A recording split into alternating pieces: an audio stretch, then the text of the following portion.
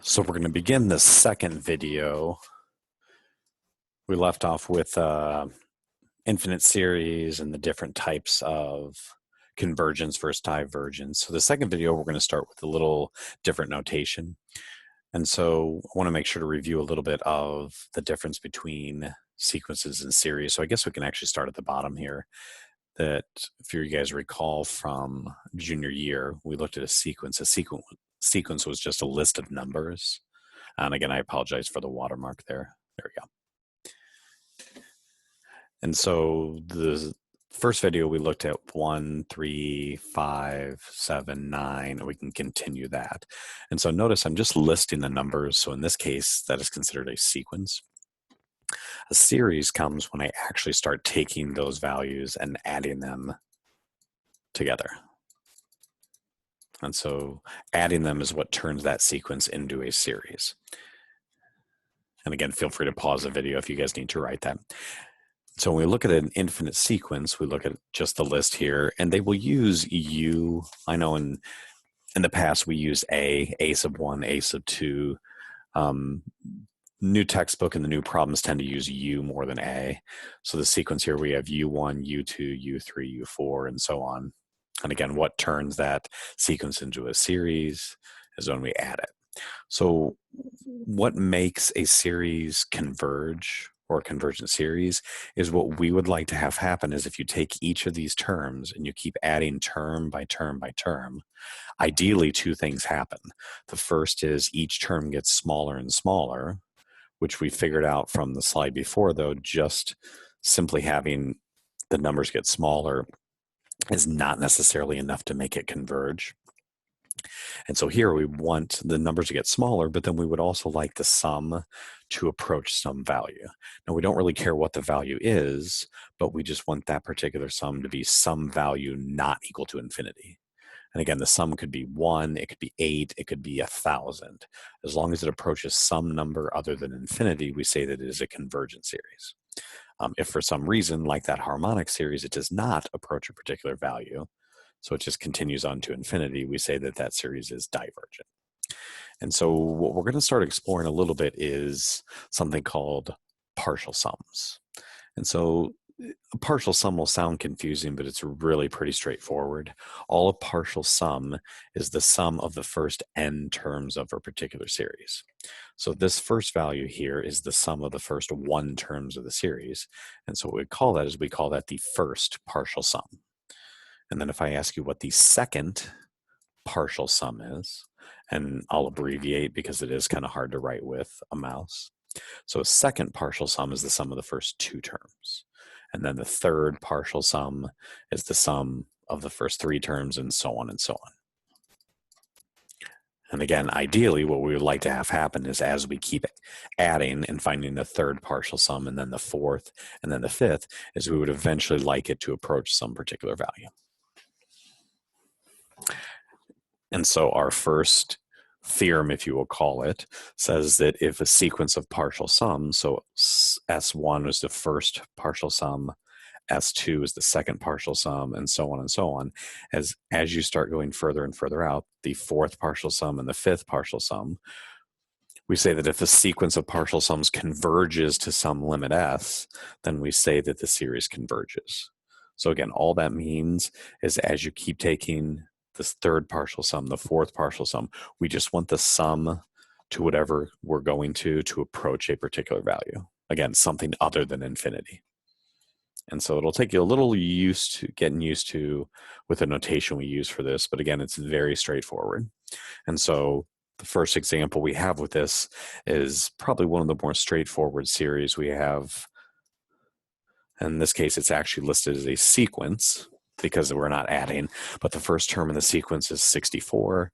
And then each time we are dividing by 2, or a different way to look at that is we are multiplying by 1/2. So if I had you list the first partial sum, the first partial sum is just the first term, which is 64. The second partial sum is the sum of the first 2 terms. So that second partial sum will be 96. And then the third partial sum will be the sum of the first 3 terms, which is 112. And then using that same idea, the fourth partial sum is 120, the fifth is 124, and so on and so on.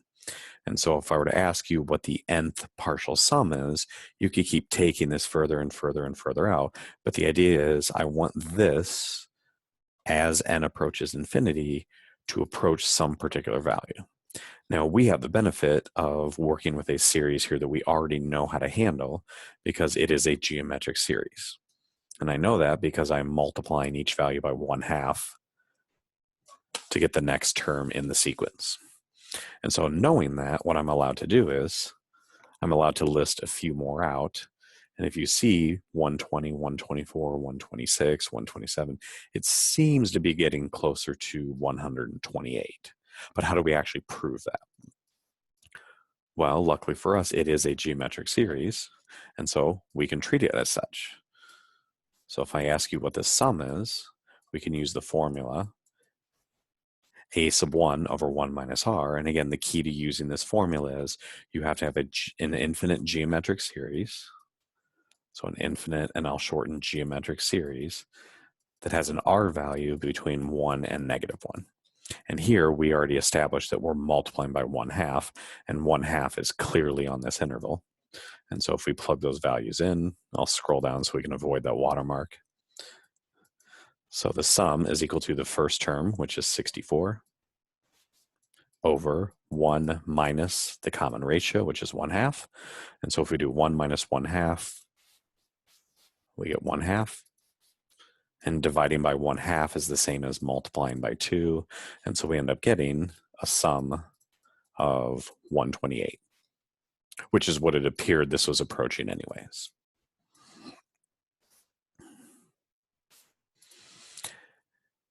Now, this is going all the way back to geometry. We're kind of changing gears, and then we'll flip back to series here.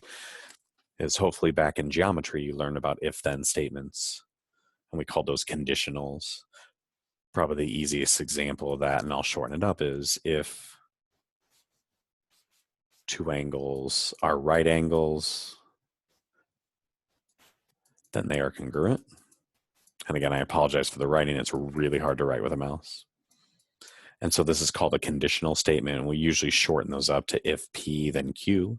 So the P was the if part, the Q was the then. And so the converse would be to take the if and the then and flip them. And we have to be careful because that's not always a true statement. So in this particular value, or this statement, the conditional was if two angles are right angles, then they are congruent. The converse of that would be if two angles are congruent, then they are right angles. And we know that does not necessarily have to be true. And then the inverse is we keep the same order of the P than the Q, but we add the not to it. So that little tilde there is not. So it's if not P, then not Q.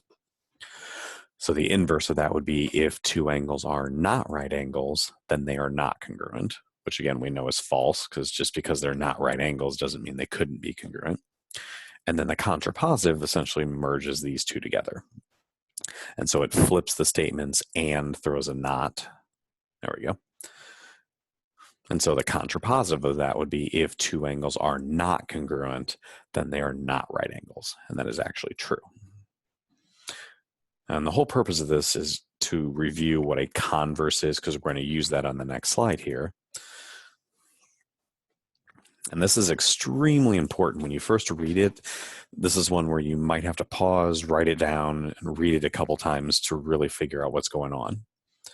And so I'll pause for about 5 seconds to give you a chance to pause the video.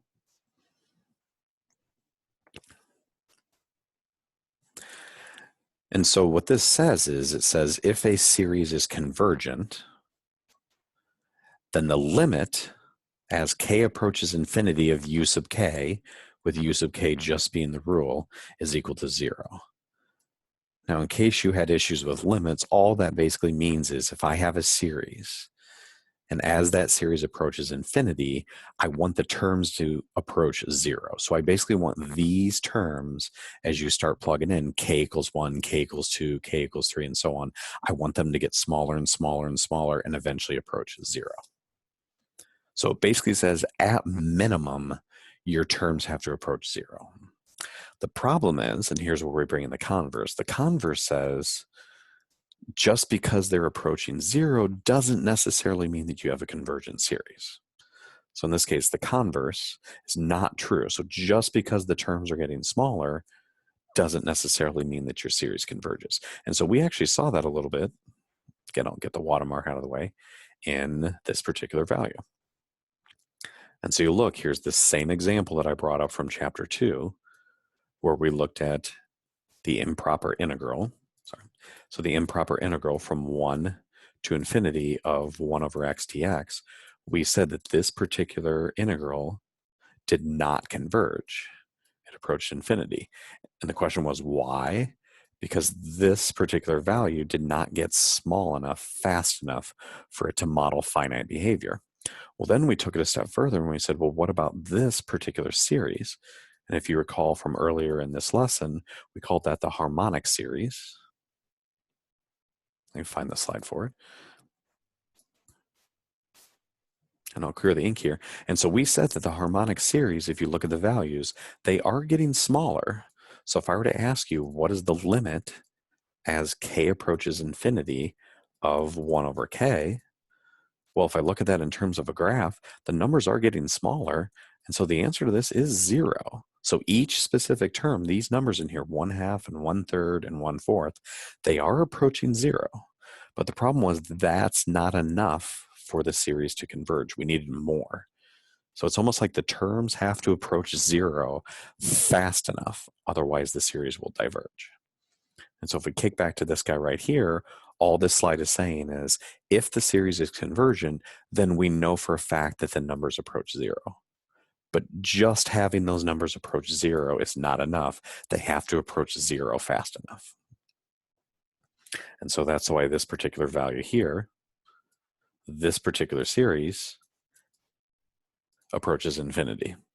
And so even though the terms, each individual term is getting closer and closer and closer to 0, it's not enough for the whole series to approach that. And so let's take a look at a couple examples and then we're almost done. We've got one more slide and then we'll talk about the homework. So first, example 2, we've already done example 1 from above. I'll go back. So example 2 is find the nth partial sum of the following series. So basically it just wants to know what happens as this approaches infinity. And so a couple things you guys need to recognize first is that this is a geometric series. And I should probably pause and give you guys a second to write the questions down and give you a chance to solve them, even though I kind of already gave this one away a little bit. So I'll pause for about 5 or 10 seconds.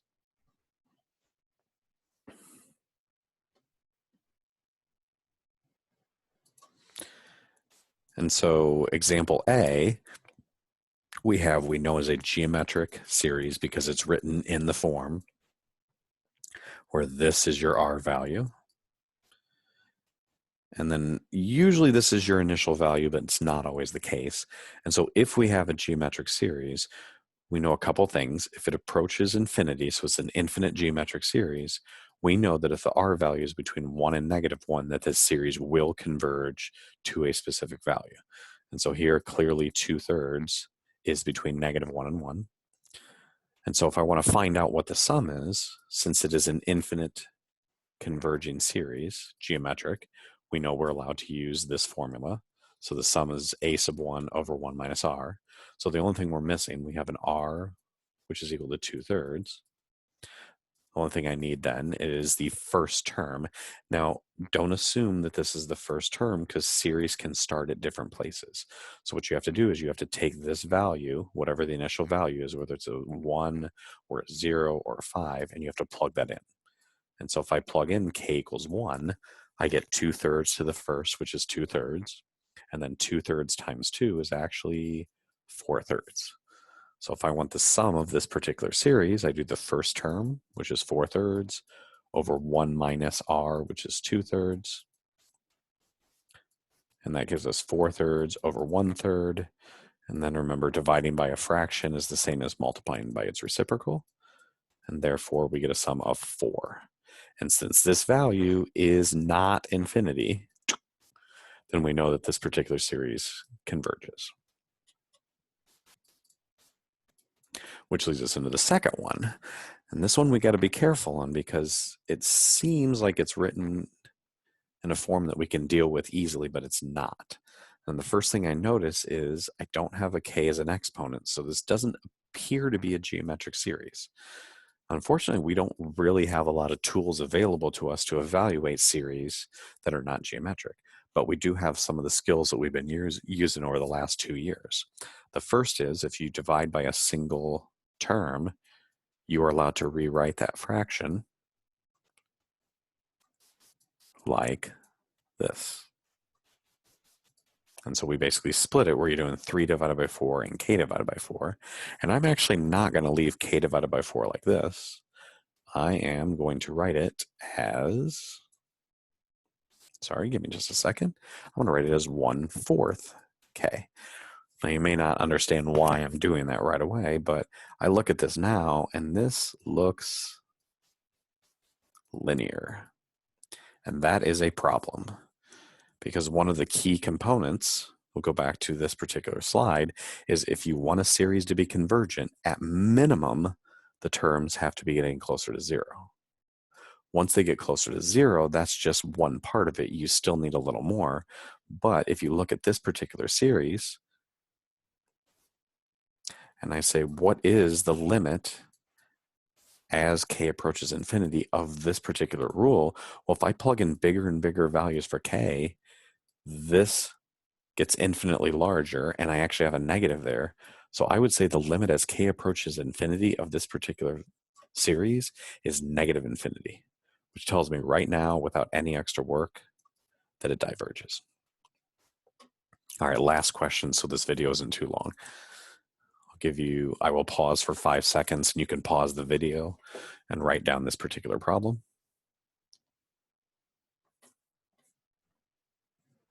And so this one is sneaky because they give you the rule not for each term in a series, but for each partial sum. And so the way to tackle this is it's not really apparent what type of rule it is or what form it's taking. So if this ever happens and you don't understand what it's telling you, just go ahead and list out the terms. So S sub 1, which is the first partial sum, you take the number 1, plug it in for n, so I get 3 to the first, which is 3, minus 1, which is 2. And let me get rid of this. There's too much stuff on there. So the first partial sum is equal to 2. If I want the second partial sum, I plug in 2, so 3 to the second power is 9. 9 minus 1 is 8. And we'll do a couple more. The third partial sum would be 3 to the third, which is 27, minus 1, which is 26. And then we'll go one more. The fourth partial sum is 3 to the fourth, which is 81, minus 1, which is 80.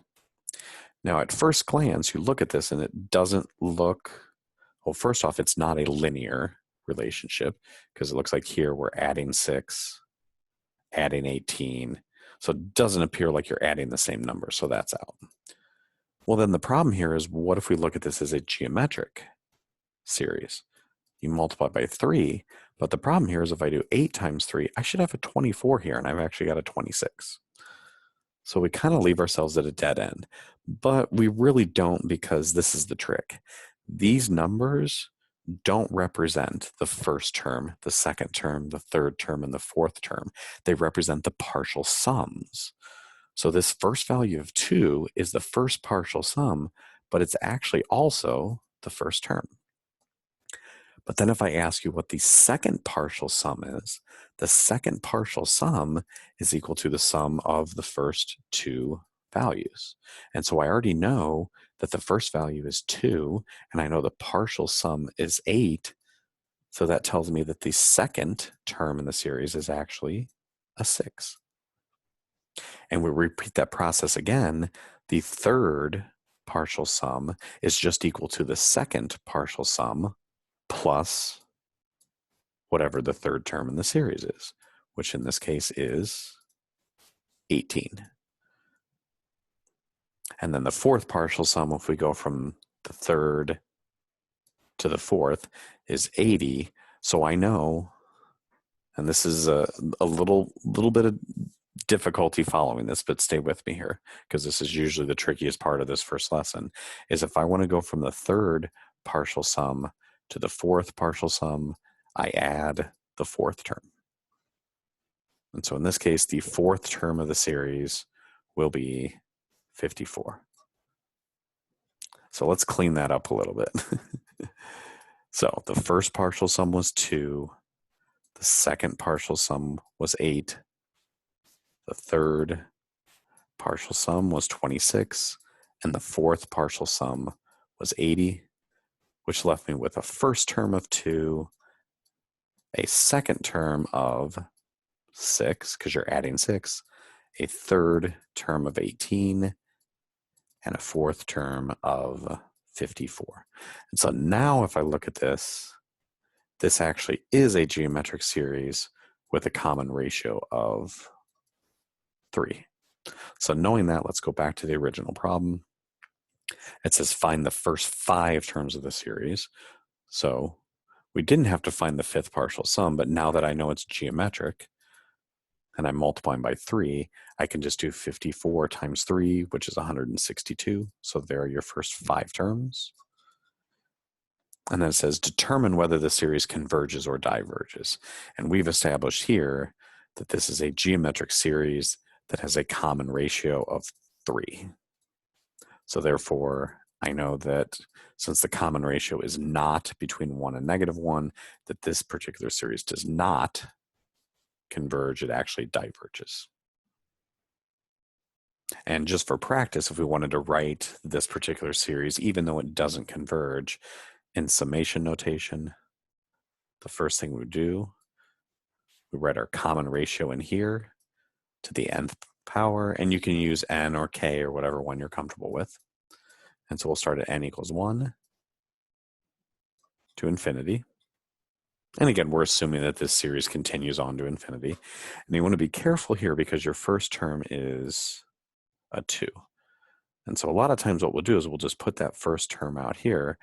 But then what happens is if I plug in 1, 3 to the first power is 3. 3 times 2 is 6. That actually gives us a second term, which is 6. And so there's 2 options you can do to fix this. The first is you can make this value 2/3. So it's almost like working backwards from the first term back to the 0th term and writing as 2/3. Or a simpler way to do this is just write it as n equals 0. So changing the starting value is a nice way to manipulate these particular functions. And so we can leave the 2 out there, write it as 3 to the n, and now n is 0, 3 to the 0 power is 1, 2 times 1 is 2, and that gives us our first term. All right, our homework for the first section is 3A, page 68, numbers 1 through 3. I will send those through Remind per usual, and hopefully this second part video was not too long.